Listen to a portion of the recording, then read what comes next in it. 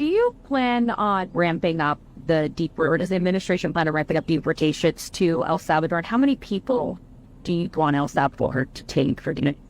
Well, as an example, there are thousands of either trained Nicaragua members left in this country or their affiliates and associates. So obviously some portion of those will be going to El Salvador as part of our effort to eradicate this foreign terrorist organization from the United States. But there's no upper limit to the agreement. We're going to continue to send foreign terrorist aliens to El Salvador as well as to many other countries. You went first. Is the president asking President Bukele today to send Mr. Abrego Garcia back to the U.S.? Well, again, to be very clear about this, the Supreme Court ruled that the district court cannot, obviously, compel us to conduct diplomacy or foreign policy with the other nation. And so they overturned the district court order, and they said very clearly that the district court, it was actually a unanimous ruling, overreached in that ruling. I'm not going to reveal any head of state conversations or conversations at the State Department or the local level. But the important point that you all agree on is that he's an El Salvadorian. That is his country of nativity and citizenship. He is an illegal alien in the United States. He has no lawful right to be here. He was issued a final order of removal from this country. And so it's up to El Salvador and to the government and the people of El Salvador what the fate of their own citizens is. We can't extradite citizens of foreign countries to our country over the objection of those countries. Obviously, to do that would be a monstrous violation of international law. We can't go into other countries and kidnap their citizens and then take them back to our country. That's up to El Salvador and their own. To send him back, right? But it's their own citizen, right? So remember, this whole entire conversation has been wrong from the beginning because nobody was mistakenly deported anyone. That's like the big fact that most of you have got it wrong. No one was mistakenly sent anywhere. The only mistake that was made is a lawyer put an incorrect line in a legal filing and they've since been relieved of duty. He is El Salvadorian. He is an illegal alien. He was deported to El Salvador. I would welcome anyone here to tell me what country they think we should be sending El Salvadorian illegal aliens to. Didn't the judge order that he not be deported to El Salvador 5 years ago? So what you're referring to is an immigration judge. So that's Article 2, not Article 3. So there's no Article 3 restraint on his removing. A withholding order or a cancellation of removal order, first of all, as I'm sure you know, does not eliminate the deportation order, right? We all agree on that. So his status was he's an illegal alien who's been ordered deported, which means he could be indefinitely detained and removed to any other country in the world, right? He could be sent to literally any country on the face of the earth. But the preference, general matter, is to deport someone to their home country, right? In this case, El Salvador. Because he is a member of a foreign terrorist organization, withholding orders don't apply to FTOs for obvious reasons. So if you had an illegal alien, say, for Syria, who is a member of ISIS, they can't apply for withholding of removal.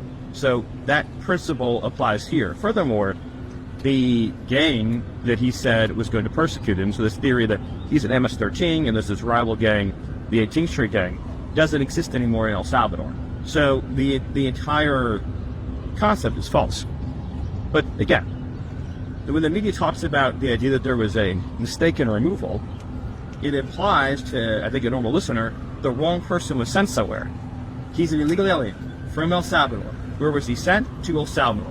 Where does he belong? In El Salvador. Right? It's different. He belongs sending someone home and sending them into a prison that they could remove. It is up to El Salvador how to handle the process for their own citizens.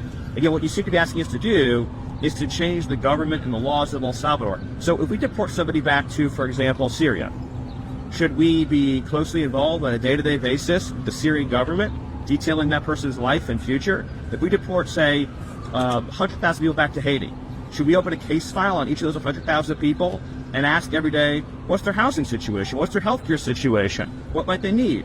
What might they want? Once someone's out of our country, that becomes the problem of their host country, not our country. These people chose to invade us. So there's a lot of concern from the corporate media about the invaders, but they chose to invade us. It's our responsibility to return them back to where they came from or another country willing to take them. Is the president going to ask for him to be returned to the United States or not? Like, yes or no? So first of all, it's not a question for me to answer, but I think that the assumption that underlies the question is what needs to be corrected, which is that there was no mistake that was made. He was said, like, so what, Mr. What do you think would happen to him if he came back to this country? As your understanding of immigration laws, what do you think would happen? But I'm just asking. It's important to know. You're asking a lot of questions. The president. You were all asking a lot of questions about this, and you all seem to care about it a lot. So let's see if any of you have researched anything about this issue at all. Can anyone here tell me what would happen to the illegal alien from El Salvador if he came back to the United States? Does anyone here know? Does anyone want to guess? Anything? He could be with his family. Does any of you know the answer to the question? Legally, what would happen if he came back here? Does any of you know? Anything? Do you really believe the Supreme Court? I'm talking. Do you really believe the Supreme Court I'm talking now. doesn't think he should be returned? Why was it unanimous? You're done. Does any of you know the answer to the question? Does any of you? You've been talking about it for days. All would deport him again. Now, he would be arrested. He'd be put in confinement. He would be deported the second time to El Salvador again, because there's no withholding order for an alien who's a member of a foreign terrorist organization, number one. Number two is the gang that he's a member of doesn't exist in El Salvador anymore. So what you're asking for is to be deported twice. But additionally, if we chose to just pretend that the withholding order was real, he would be deported to a different country. So, for example, he could be deported to Egypt. So, I'm just trying to understand, is it your view, in other words, you have to find a country that would be willing to take a MS-13 member from El Salvador. So I'm trying to understand from you all is, so if he came back and under our laws, he was then deported to Egypt or to Somalia, would you then be saying, great, I'm so glad that you deported him to another country? Is that what you'd all be saying? But do you understand our immigration laws at all? For his return. But the premise of your question, gentlemen, the return guys, do you know the difference between a deportation order and a withholding order? Do you know the difference? Any of you, please. Do you? well, we're not in the government. But you couldn't even spend 72 hours over the weekend learning the distinction, even you've been writing and talking about it this whole time. Stephen, we're not racist, please. On the gold card. Just raise your hand. Does any of you know the difference between a deportation order and a withholding order? How do you know that he is a member of M13? The White House secretary said according to intelligence. According to our government and his government. In other words, his government has confirmed their own intelligence Why not that he's a member of MS-13. First of all, do you dispute that he's an illegal alien? What's that? Do you dispute that he's an illegal alien? No. Okay. And do you dispute that as an illegal alien, you have the right to deport him? He went through the legal process. So I want to be very... what I'm getting from this conversation, which is educational for me, is that not one person in the media knows the difference between a deportation order and a withholding order. Is that a fair statement? You're learning about this all for the first time right now? I guess so. Okay. So the deportation order means the judge has said he must be deported from the country. He has no right to remain here any longer. He must be removed from the country. So his only options are to be deported to his home country or another country. That's it. There's no other option. He doesn't get to stay here. He doesn't get to live here. He has no future here. He has no right to be here. He's an illegal alien. So when you keep saying return, because you've been spun up by the open borders advocates, you all seem to be operating under the illusion that he would be able to come to the United States and just continue to live here illegally. That's not an option available to him. His only choices in life are to live in El Salvador or to live in another country. That's it. There's no other option, legally or otherwise, because he came to our country illegally. Do you understand that? Stephen, can I ask, as a matter of policy, does the administration believe that immigration judges, because they're under DOJ, that their orders can be overruled by what the administration wants? Is that a general matter of policy? Well, actually, so specifically, the Attorney General has authority to overrule the immigration courts. And that's actually by statute, yes. Other questions? Stephen, on the gold card, the President and Secretary Lutnick have suggested they're lining up applicants already. How many people do you expect to be tagged to this program when the President announces it this week, if he actually announces it? I'll let Secretary Lutnick provide that update, but I appreciate that. Why calls the administration going to the court under undocumented? And much more than that. Stephen, also of the 10 alleged gang members that Secretary Rubio said were sent to El Salvador over the weekend, what sort of due process did they get as mandated by the Supreme Court? Well, you're talking about the alien enemies? Yeah, So first of all, a number of those are MS-13. So again, those are just standard removals of El Salvadorians to El Salvador. And with what that, evidence did you provide that they were? okay, so we seem to be confused about this. Illegal aliens from El Salvador, again, get deported to El Salvador. Do you all appreciate that like tens of thousands of El Salvadorians have been deported to El Salvador? You seem to be under the impression that El Salvadorians living in our country illegally just get to stay here. They don't. They get arrested and deported. Then the fact that they're MS-13 just was an extra priority on our deporting them. But we would deport someone to El Salvador regardless of whether or not they were MS-13 if they were here illegally.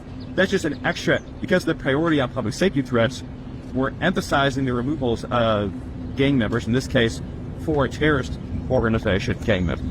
But as to your other question, they went through all of the due process, as you would call it, that is required by law. So, what I find so mystifying is that I've been talking to you all for a very long time. I legitimately, going back years actually, in my entire professional life, I've never received this many questions from the media about an American who was raped or murdered by an illegal alien. Legitimately never. And all of you who are enjoying your lives and doing quite well, if you had children and you were living near any of these people, you would move away immediately. You would call the police immediately. You would call us and ask us to make you and your family safer immediately. And you thank your lucky stars every night that you have enough means and enough money not to live in communities where, say, illegal alien pedophiles offend and reoffend and keep reoffending and keep reoffending. There's an expression there, but for the grace of God, go I. The Biden administration apprehended 2 illegal aliens from Venezuela. 60 years. They were trained air on women. A lot more than 2, but it's drive till this hit. And they decided they were entitled to an enormous amount of due process. Think about that. And they didn't feel they had enough evidence to just deport them right away. So they put them on a monitoring system known as supervised release. You're familiar with this case. But a few weeks later, they kidnapped a young girl named Jocelyn Nungri, who was 12 years old at the time. I'm sure you've seen pictures of her. Just the most perfect girl you could possibly imagine. And her mother loved her very much. She was tied up, savagely beaten, stripped naked, tortured to death, murdered. Her body was dumped into the lake. So she didn't get any due process, but I'll tell you who did are the 2 illegal aliens from Venezuela who stole her forever. And there's stories like that all over the country. We just arrested a pedophile illegal alien who's being shielded by Sanctuary City, who's been charged in 26 crimes against children. None of any of you have had the chance to spend time with victims' families, whose children have been raped, or whose wives have been raped, murdered. But if that doesn't break your heart, nothing will. I know that we have some people, like Taylor Lawrence, who fantasize about assassinations and things like that. But in a civilized society, the power of the state is used to keep innocent people alive and to keep innocent women and children from being hurt. This administration is never going to apologize for using the power of the state to keep men, women, and children from being savagely murdered and beaten.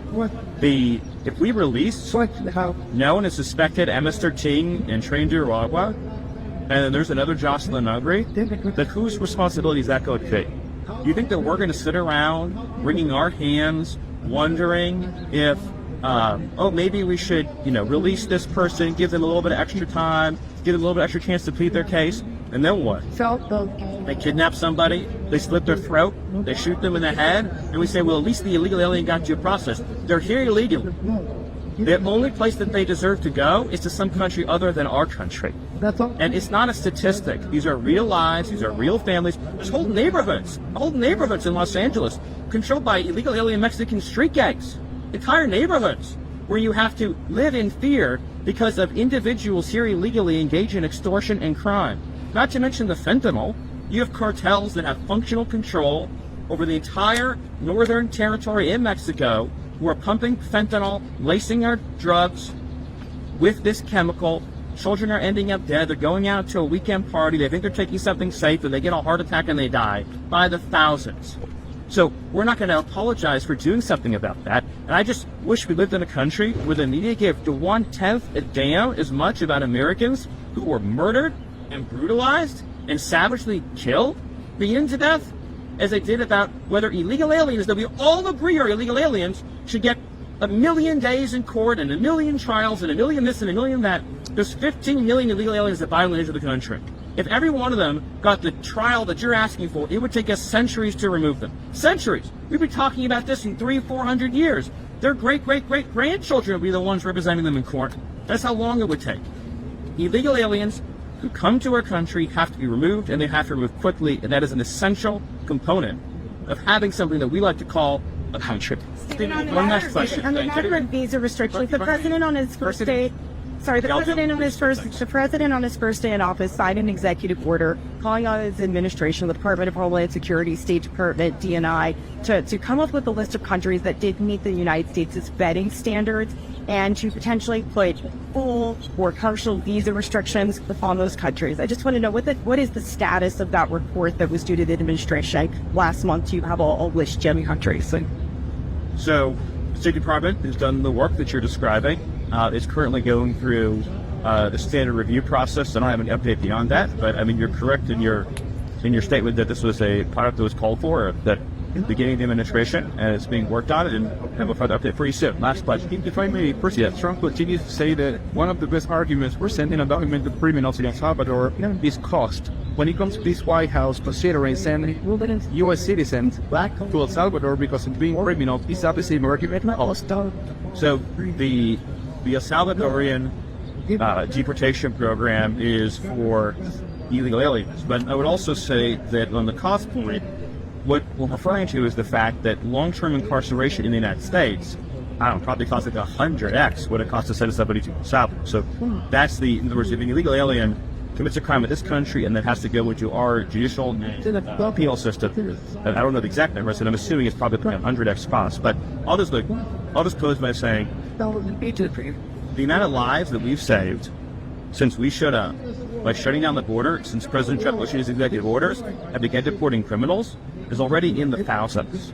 And by the way, we've been out looking for the 500,000 children that violated trafficking in this country. The stories we've already uncovered of sex trafficking and labor trafficking and child abuse is beyond imagination. 500,000 minors were smuggled into this country under the last administration, and the administration not only didn't do anything to prevent it, in every way they funded it, subsidized it, facilitated it, supported it, contributed to it, that if any American citizen did these things, they'd be in jail for life. Thank you. So that means that the U.S.